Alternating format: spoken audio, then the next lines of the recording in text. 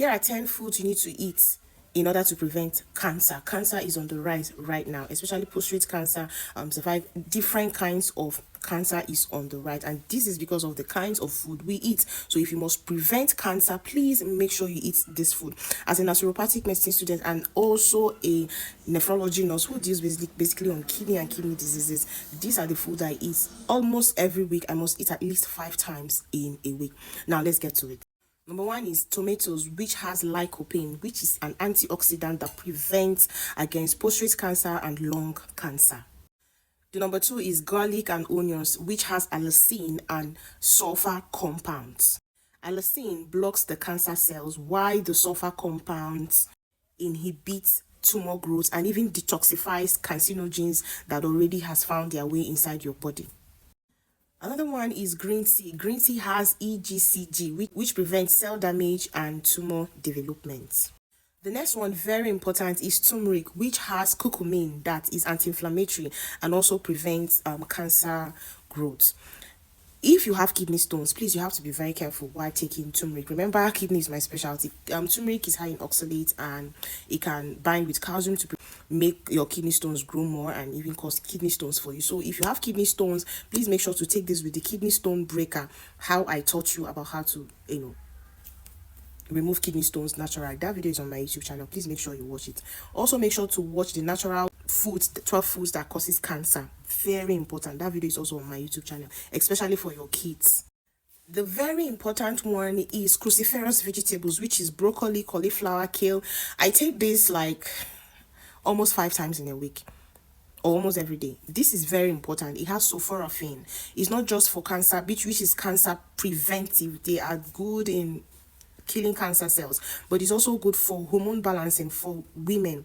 If you're not following me on this page, I don't know why you are not. I don't know why. So please, cruciferous vegetables, there's so many ways you can prepare them. For instance, look at the picture. I just made this yesterday. You must eat this, especially if you're also a man. The next one on the list is nuts and seeds, which is what you must take. Nuts and seeds like flaxseed, sunflower seed, walnuts, and all of those seeds. You must take this. You must. Number one, it's anti-inflammatory, prevents inflammation from occurring, and it has this hormone ligand, which protects against the hormones that causes cancer. Meanwhile, if you've not liked this video and this is your first time in this channel, please give me a follow and subscribe, okay? And remember, my name is Nurse Merit. I'm a nephrology nurse. Basically, dialysis kidney is my specialty. I'm also a naturopathic medicine student, so I try to help you treat illnesses the right way, the natural way, and most especially, I want you to prevent them. Prevention is better than cure. All right, so the next food item we'll have on the list is mushrooms. It has become so absurd now that we don't eat mushrooms. I can't remember the last time I ate mushrooms. It was when I was much younger. Was it like when I was in the village right now? I think years ago. Mushrooms have anti-cancerous effects.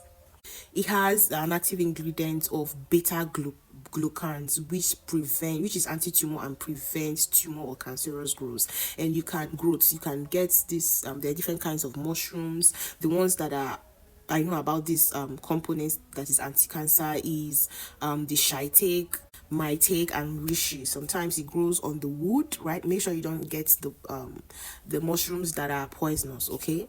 Next food on the list is beans, black beans. Not just black beans, I beg your pardon. Beans and legumes, all kinds of this, but basically black beans. Chickpeas, lentils, okay? Beans, the ones you can afford. Don't worry, you don't need to. Sure, you have the normal beans in the house, just take the beans. The beans is also good, okay? But if you have black beans, fine. Lentils, they are also very good. Legumes are good in preventing cancer cells. This is because they have saponins, which inhibits and prevents cancer growth. They also have folate acid, which helps in the repairing of DNA. It's essential for repairing DNA. The next one on the list is fatty fish, okay, which could be mackerel, sardines. They have omega-3, which it prevents inflammation and inhibits cell cancer growth. And they also have vitamin D, which regulates the cell growth so that there will not be excess proliferation of cancer cells. Then finally we have berries, the blueberries, goji berries, all those berries. They are very good in cancer prevention. One, because they have ellagic acid, which neutralizes the cancer carcinogenic cells, and it slows down the tumor growth. Okay, in case you have them already, it will slow the growth down, preventing metastasis or cancer spread. It also have anthocyanins, which reduces oxidative stress and inflammation. Oxidative stress, which is what causes more inflammation, and cancer cells are bound to happen. Now, how do you eat some of these food items? You just start chewing them that way? No, which is what is point of this video for those coming from my other social media platforms. Okay, so let's start with the cruciferous vegetables, which I mentioned: cauliflower, kale,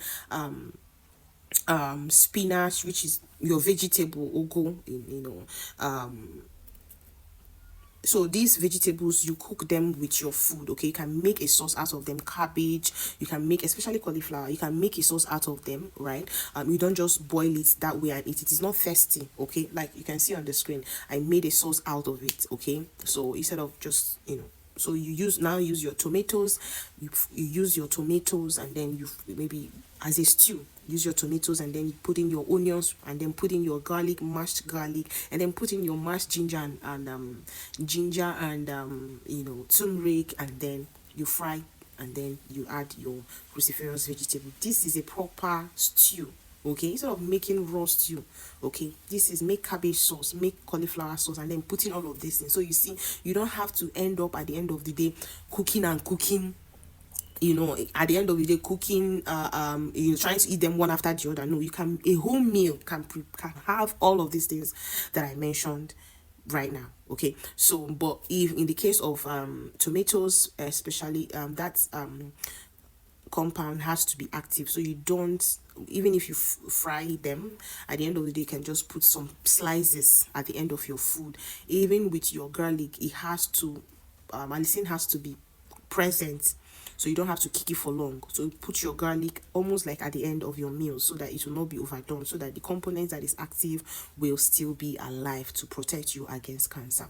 Then you can do a detox by blending ginger, garlic, and turmeric together, and then making a tea out of it. Just when blend them in a paste, then you just a small spoon and put in warm water, and then that water should already contain green tea, and then you put it there, and then you take it, and then you can add apple cider vinegar for a sweet taste, or honey, but make sure your honey is the original. It's better not to take honey that is not to take honey at all than taking the one that is not original. Okay, so trust me, when you add apple cider vinegar, you don't even need to add anything. Take it that way. So for green tea, you can take 4 times in a week or 5 times in a week, or as much as you can. Then for these other ones, remember they are also antibiotics, so you don't take them all of the time. You can take maybe 3 times in a week. Okay, you can take them raw if you want, but these are ways you can incorporate all of these things in your meals. Then for the nuts and for the seeds, you can do them with your Greek yogurt. Okay, I mix them together. I don't know if I will have a picture, I'll check, but if you don't see any picture, just know that I didn't find, because I take this almost like every day. So Greek yogurt, then these seeds and nuts, you must have mixed them together, fry them, and then maybe add to your, let it be like a topping to your yogurt. I didn't mention oats is also very important. It's also in part of the legumes. Okay, so for the beans, you can cook your beans porridge, you can make it with your rice, you can make it with anything. And then for the fish, you can boil your fish, you can use it in making your soups, you can use it in making your foods, and that's it. It's not like you're going to take this food and then start eating them one after the other. No, you can incorporate it in your diet. So this is why this is very important. This is why you should have to know how to cook, and the kind of food that people think are actually healthy are not healthy. When I see people don't eat this, don't eat that, they are now asking, what are we going to eat? Are we going to starve?